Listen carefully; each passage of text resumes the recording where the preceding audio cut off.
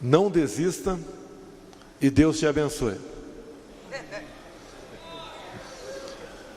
É a mensagem que vem daqueles que viveram, em especial, de 2000 para cá. Bem sabe para onde o país estava indo e onde ele estaria se houvesse uma continuidade de tudo aquilo. Eu sempre digo em ambientes como esse, que eu prefiro muito mais ouvir do que falar. Mas tem um vídeo de 2014, eu na Academia Militar das Agulhas Negras, dirigindo a palavra para uns 500 jovens que estavam se formando naquele dia. Não foi uma reunião programada, foi algo que aconteceu. E ali parece que algo me tocou e eu falei o que ia acontecer nos próximos anos. Uma das coisas que eu falei, está no YouTube, é que poderia perder minha vida pelo caminho, mas tínhamos que mudar o destino do Brasil. E mudar como? Quem somos cada um de nós aqui presentes para falar, eu vou mudar o destino do Brasil? Se não tiver algo muito mais forte do que nós, de cima, dando esse sinal? Aconteceu, sobrevivi uma facada, agradeço a Deus pela minha vida, uma segunda vida, que alguns aqui já passaram por esse momento. Conseguimos uma eleição difícil, mas houve um clamor nacional, mesmo hospitalizado, aconteceu. Tive um grande apoio dos cristãos por todo o Brasil, porque eles sabiam o que estava acontecendo com a nossa pátria até aquele momento. Eu me lembro quando comecei a aparecer perante o Brasil, não foi em 91 quando assumi o meu primeiro mandato, foi em 2010, quando as questões voltadas para a família, ou melhor, contra a família, começaram a falar mais alto dentro do Congresso. E muitas vezes eu falei que a bancada evangélica, que são seres humanos, tem muitos aqui, podem também ter seus defeitos, somos humanos, mas o saldo da bancada evangélica, não só para as questões de interesse materiais de cada um de nós, mas em especial para as questões espirituais, não tem preço. Esses que estão aqui, alguns daquela época, que eram parlamentares, se abraçaram comigo. Também, alguns senadores, em especial um do Espírito Santo, que também tem seus efeitos, mas foram decisivos para sepultar o PLC 122, que dava 3 anos de cadeia ao padre ou pastor que, porventura, realizasse um casamento não previsto no livro sagrado. Também, naquele ano, foi o primeiro ano do decreto do presidente da época, o decreto 2009, que criou o PNDH3, Plano Nacional de Direitos Humanos, que de direitos humanos nada tinha ali, 180 capítulos. Um dos mais importantes para eles era a desconstrução da heteronormatividade. Começaram a crescer nessa questão, como está nesse decreto, a questão da ideologia de gênero. A covardia chegava a ponto tal de se escrever como sexualizar crianças a partir de 5 anos de idade, num ambiente onde elas são reféns, para o bem ou para o mal, de quem está à frente da sala de aula. Como enfrentar tudo isso? Tínhamos uma secretária de Direitos Humanos, que na sua página oficial, tinha lá um site chamado Humaniza Redes, onde estava claro nesse site que o pedófilo deve ser tratado e não encarcerado. Para onde caminhava o nosso Brasil? Que mal é esse que aos poucos vinha tomando conta de todos nós? Em cima disso, eu decidi no final de 2014 a dizer que algo tem que mudar no Brasil. Eu tinha uma reeleição de deputado federal tranquila, por que não dizer até mesmo para o Senado Federal, sair de um conforto, colegas parlamentares, porque o parlamentar sabe que tem muito mais conforto do que alguém que está no executivo, que não é fácil ser prefeito, governador, quem dirá presidente da República. Aconteceram as eleições, começamos a mudar o Brasil ao escolher ministros e ministras, como por exemplo uma que é nossa, a Damares, como ela mudou tudo isso, que nova dinâmica ela fez valer na sua comissão. Digo a vocês, a indicação da Damares, quando estava sendo discutida alguém para o ministério, foi da primeira-dama, a senhora Michele, e sugestão dela é ordem. Hoje, nas nossas casas, hoje, você pode, lá atrás, pensar que o ministério que menos valor tinha era esse. Eu considero, hoje em dia, o mais valoroso, porque se nós não pensarmos em família, em tradição, liberdade religiosa, fé, a gente não chega a lugar nenhum. A única diferença minha e de vocês aqui é que eu estou no nível um pouquinho mais alto, e vocês aí é que eu estou no nível um pouquinho mais baixo. Somos exatamente iguais. Somos filhos de Deus. Lá atrás, eu dizia que dos fracos, covardes e omissos, a história não se lembrará. Nós queremos ser lembrados, se não pela história, pelos nossos descendentes.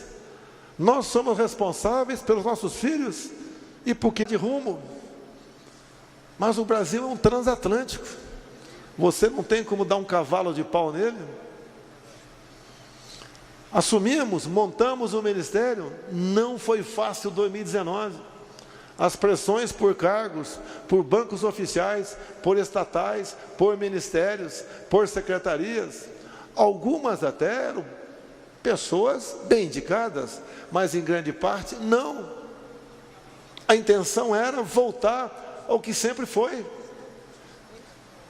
Como eu já disse algumas vezes, né? Lá atrás Salomão pediu sabedoria.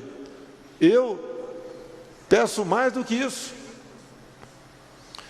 Peço força para resistir e algo mais importante no meu entender, coragem para decidir. A minha caneta pode vir para o bem ou para o mal, e às vezes até bem intencionado, se não tiver muito bem pensado o que eu vou assinar, todos nós sofremos decisões difíceis, como ir para a Rússia, pressão quase do mundo todo, para que eu não fosse à Rússia em fevereiro, mas eu tinha que conversar com o presidente Putin. A guerra não havia acontecido ainda, estava na iminência de não termos mais fertilizante para o homem do campo. Poderíamos colocar em risco a nossa segurança alimentar. Fui, conversei por quase 3 horas com ele. Logo depois a guerra eclodiu. Nós lamentamos qualquer morte, qualquer ato de violência, mas eu não tenho o poder de pacificar.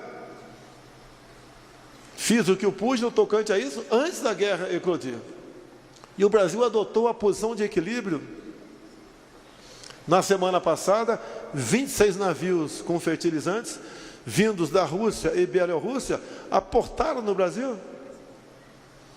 Nós sabemos que o povo está sofrendo por políticas erradas tomadas lá atrás, de forma quase que unânime pelo Brasil, por parte de governadores, fechando tudo, inclusive igrejas. Sei que um parlamentar aqui de Goiás entrou com ação na justiça, ganhou uma liminar, mas não precisava muitos governadores tomar uma medida de força como essa.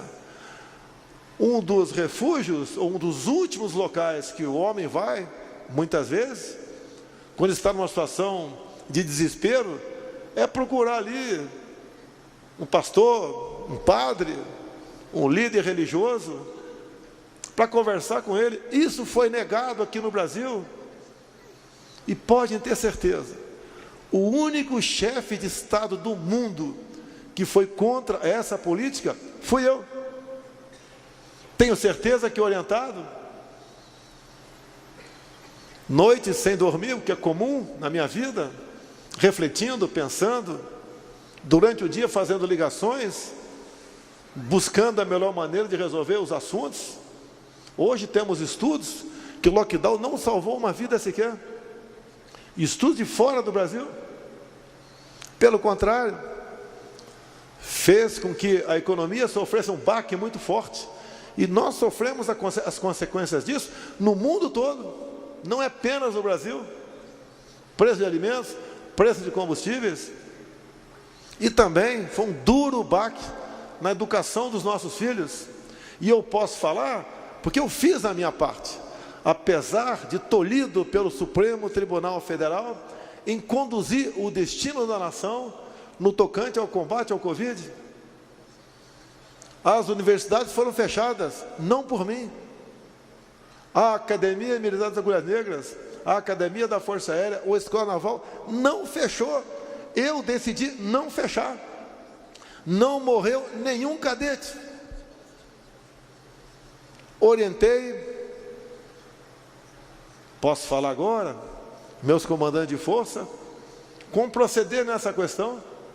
Depois de muita conversa, debate, porque estavam tratando de vidas, disse-lhes que não podíamos tolher os médicos da sua liberdade, de um momento grave como aquele que estávamos vivendo, e ele receitar o que ele achasse que fosse melhor, em comum acordo com os familiares, para aquele paciente.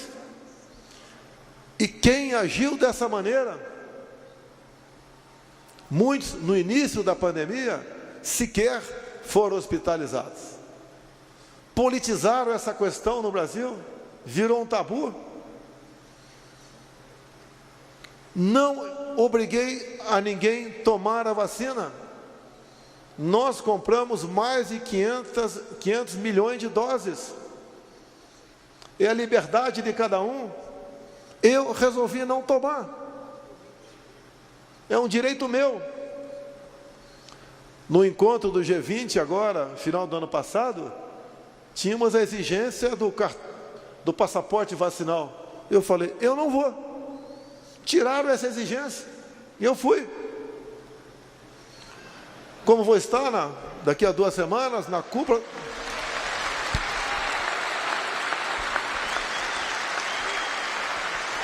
Vou estar na Cúpula das Américas, depois de conversar com o enviado especial do presidente Joe Biden, como seria o tratamento dispensado ao chefe de Estado de um dos países mais importantes do mundo, que é o Brasil.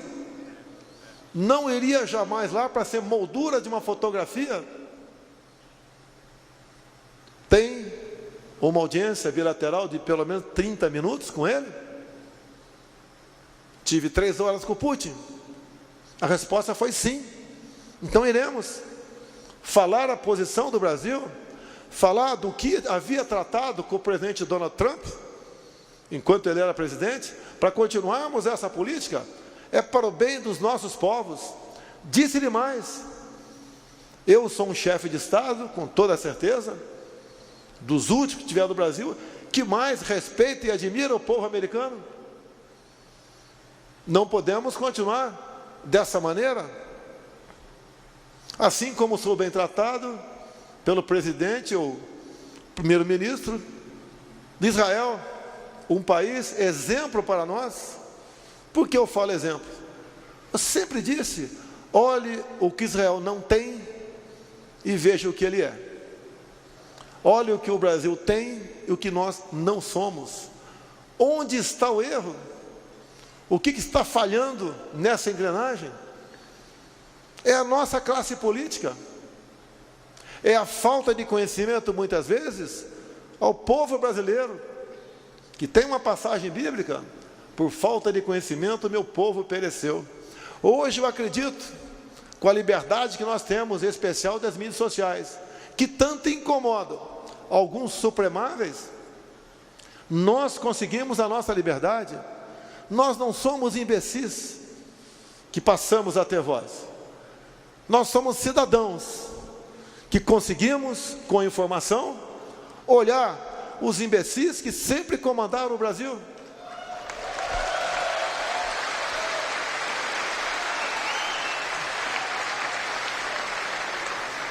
A liberdade não tem preço, ela vale mais que a própria vida. Não pude ver um cidadão ser condenado a 9 anos de cadeia, a começar no regime fechado, ter o mandato cassado, tornar-se inelegível e ser multado por ter se expressado, não interessa o que ele falou. Exerci o meu poder dentro das 4 linhas, até para dar exemplo ao Supremo Tribunal Federal, assinando a graça.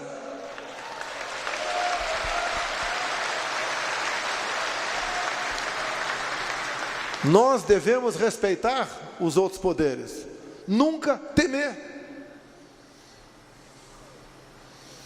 É dessa forma que nós governamos, com a força de Deus, para poder mostrar ao Brasil para onde nós poderemos ir.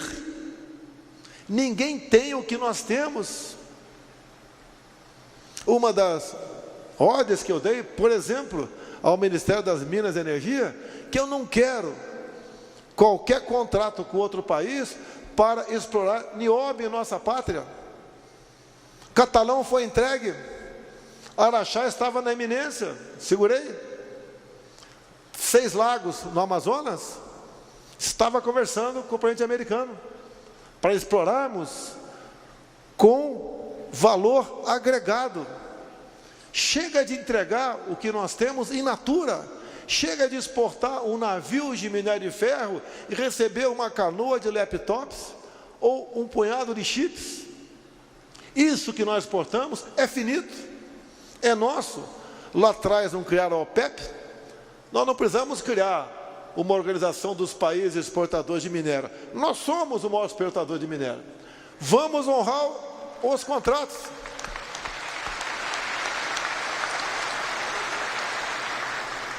Isso faz bem para todos nós. Honrarmos nossos compromissos. Mas não posso me alongar muito aqui. Como eu disse há pouco. O Marechal está dizendo que eu tenho todo o tempo aqui.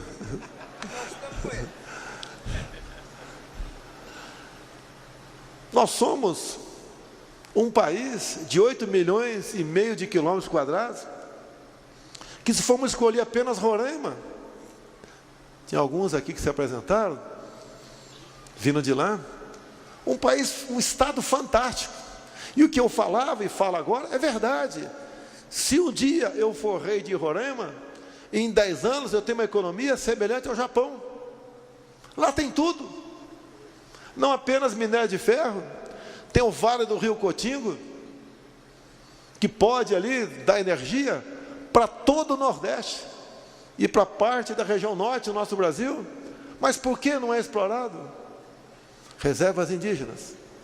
Em falando de reservas indígenas, uma coisa muito importante, que interessa para o homem do campo e a cidade. Afinal de contas, a cidade não vive sem o campo. O contrário existe. Mas a cidade não vive sem o campo. O Supremo Tribunal Federal começou a votação, está 1-1. Fachin votou a favor do assunto, o Cássio votou contra. O próximo voto agora, daqui a 2 semanas, é do Alexandre de Moraes. Estão rediscutindo um novo marco temporal para as questões indígenas. O que é isso? Pela Constituição de 88, quem ocupava terras, os índios até aquele momento, a terra é deles. Esse novo marco temporal diz que não. Quem porventura hoje ocupar o sítio de vocês, se um indígena ocupar o sítio de vocês, por livre e espontânea vontade, ou levado por alguém para lá, o seu sítio passou a ser terra indígena. E o que temos de concreto nisso? São centenas de pedidos de demarcação de terras indígenas, depois de 88, que estão na minha mesa. Eu poderia dar prosseguimento, determinando o Ministério da Justiça, senão uma portaria. E logo depois um decreto meu. Mas eu estou cumprindo a Constituição de 88. Olha a importância que eu vou falar para os senhores aqui. E a coisa mais importante, tirando obviamente a nossa fé, que eu vou falar nesse momento. E quem está falando, eu faço questão de dizer, não é o capitão nem o Jair, é o presidente da República, Jair Bolsonaro. Olhem só. Se o Supremo decidir pelo novo marco, isso significa que hoje nós já temos uma área do tamanho da região sudeste demarcada como terra indígena, 14% do território nacional. Se o Supremo decidir que, pelo novo marco temporal, essas centenas de pedidos para demarcar terras indígenas, legalmente, eu tenho que botar para frente. Isso significa nós demarcarmos para essas novas centenas de reservas indígenas o equivalente a uma região sul do Brasil. Imagine mais uma área do tamanho do Rio Grande do Sul, Santa Catarina e Paraná, somando a área já existente de São Paulo, Minas Gerais, Espírito Santo e Rio de Janeiro. E pela localização geográfica dessas novas áreas, nós anulamos uma outra área tamanho do estado de São Paulo. Ou seja, acabou nossa economia, acabou a nossa segurança alimentar. E agora diz o presidente da República aqui, não é ameaça, é uma realidade. Só me sobra uma alternativa. Pegar as chaves da presidência, ou melhor, 2 alternativas. Pegar as chaves da presidência, me dirigir ao presidente do Supremo Tribunal Federal e falar, olha, administra o Brasil. Ou a outra alternativa, não vou cumprir.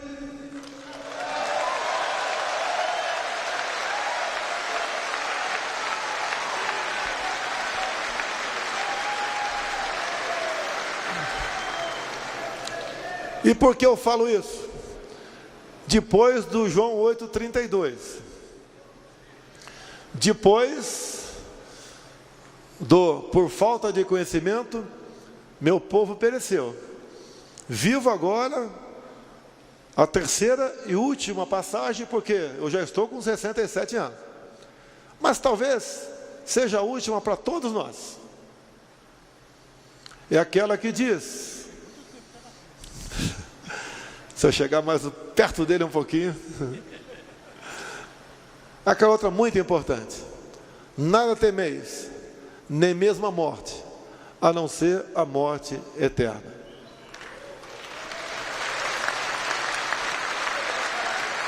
Porque, para nós militares, quando sentamos praça, selva.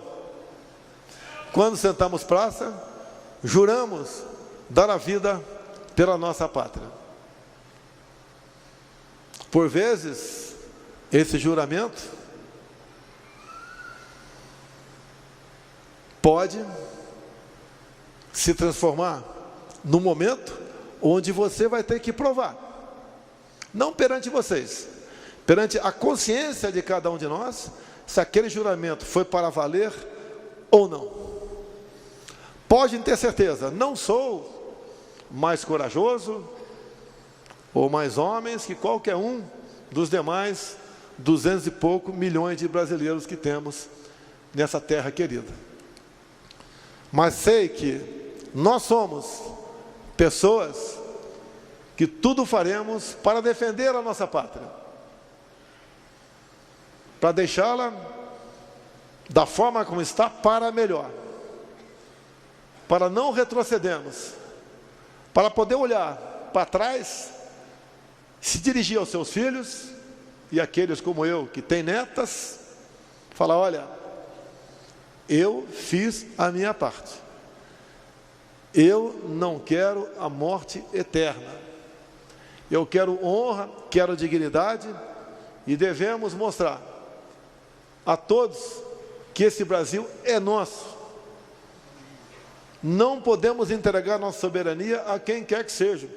Indo para a conclusão, quando falo em soberania, quando acabei a reunião com o presidente Putin, fomos conversar com a imprensa e ele me falou antes: aqui eu falo com a imprensa e não tem pergunta, estou na tua casa, parabéns.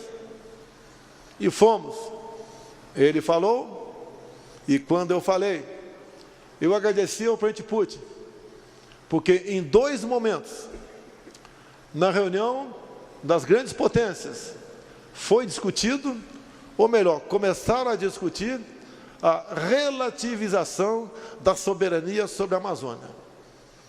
E ele, com o poder de veto que tinha, falou: a Amazônia é dos brasileiros, esse assunto não tem que entrar na pauta. Eu agradeci ao presidente Putin, publicamente.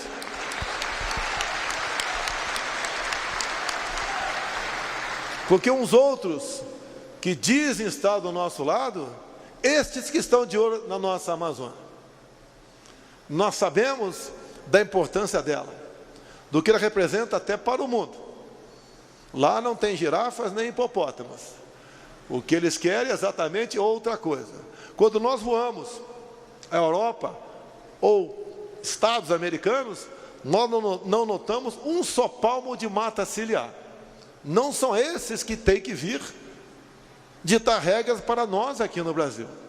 Eles falam até em reflorestar certas áreas do Brasil, mas lá não existe projeto para plantar um pé de mandioca sequer. Eu sei que isso não é reflorestamento, mas dão palpite, interferem, mentem.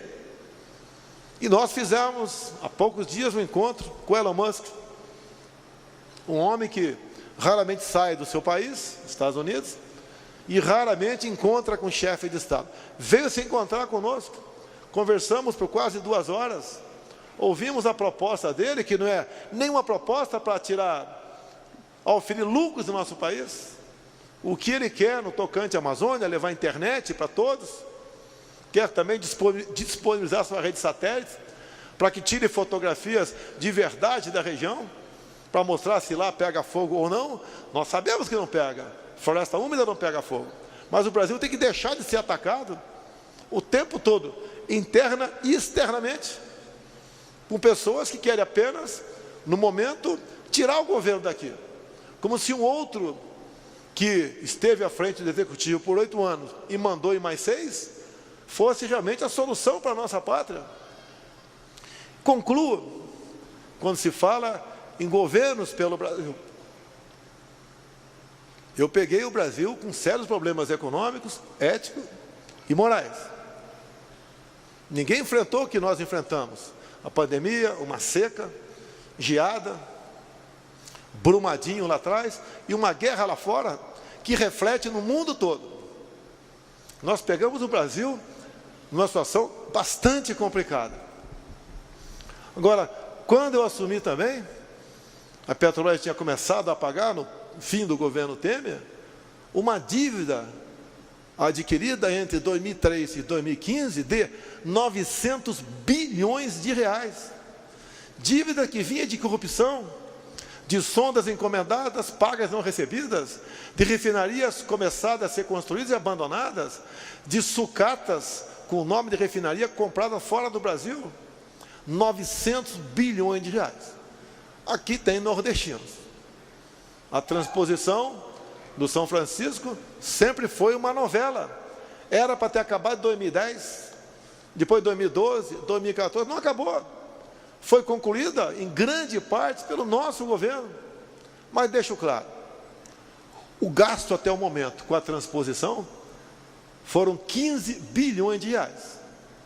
Se dividimos 900 por 15, só o endividamento da Petrobras, que foi loteada entre amigos, daria para ser feita 60 vezes a transposição do São Francisco. Essas pessoas que se apresentam como a solução, essas pessoas que não respeitam a família, como disse agora há pouco sobre PLC 122, PNDH 4, essas pessoas que querem mudar a cabeça das criancinhas a partir de 5 anos de idade, essas pessoas que dizem que colocarão os militares e os pastores nos seus devidos lugares, essas pessoas que falam que aborto é a ação de um dente, essas pessoas que falam em controlar a mídia, calar a todos nós, como temos um deputado federal do Rio de Janeiro com as suas mídias bloqueadas, que é o Tony de Paula, essas pessoas que falam em valorizar o MST, eu valorizei o MST, titulando a terra para eles, demos liberdade, dignidade para eles. O integrante do MST, com uma terra titulada, passa a ser um cidadão pleno e amigo do fazendeiro e não mais invasor. Essas pessoas que falam que querem continuar empréstimo para ditaduras no mundo todo, nós já pagamos, até o momento, conclui o pagamento final do ano que vem, daquilo que nos foi emprestado pela Venezuela, e eles não pagaram, e quem pagou são os senhores, dinheiro que vem do FAT, Fundo de Amparo ao Trabalhador. Então nós concluiremos, a grande parte eu já paguei, até o ano que vem, para o BNDES, de calote da Venezuela, 1 bilhão e 60 milhões de dólares. É isso que nós queremos para o Brasil? O problema que nós enfrentamos aqui, preço de combustíveis, preço de alimentos, entre outros, são as consequências do fica em casa, da guerra lá fora. Se fosse só o Brasil, eu seria o responsável. Mas ouso dizer que o Brasil é um dos países que menos sofre economicamente, levando-se em conta o mundo todo. Aqui não tem desabastecimento, temos dificuldades, mas qual é a solução para isso? É a resiliência, é ter fé, é ter coragem, é acreditar, por muitas vezes, ou quase sempre, dobrar os joelhos e buscar uma alternativa, pedir uma alternativa. Nós sabemos que temos que fazer a nossa parte, mas as coisas impossíveis, deixar na mão de Deus.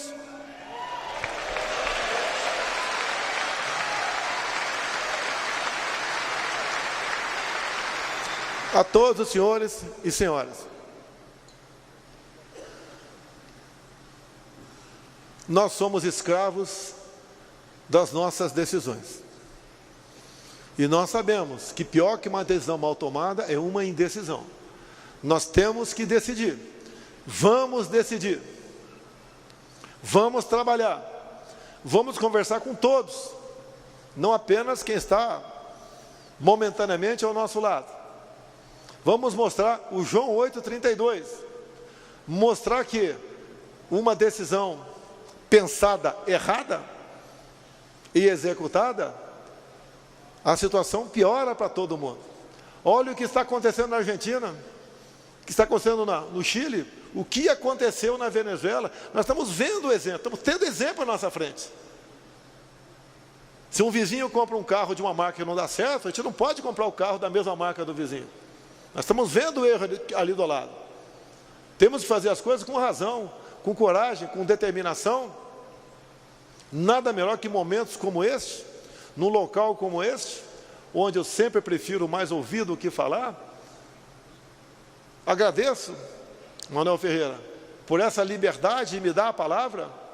Sei o quão caro é este momento, mas sei que, como não nos conhecemos apenas de agora, de há muito tempo, de conversa em aeroportos, no tempo que os voos atrasavam, nos conhecemos ao longo dos tempos, conhecemos dentro do parlamento, em especial com a bancada evangélica, na casa de uma centena, que são excepcionais, que são decisivos, de momentos críticos para a nossa nação, não apenas na questão econômica, mas na questão espiritual.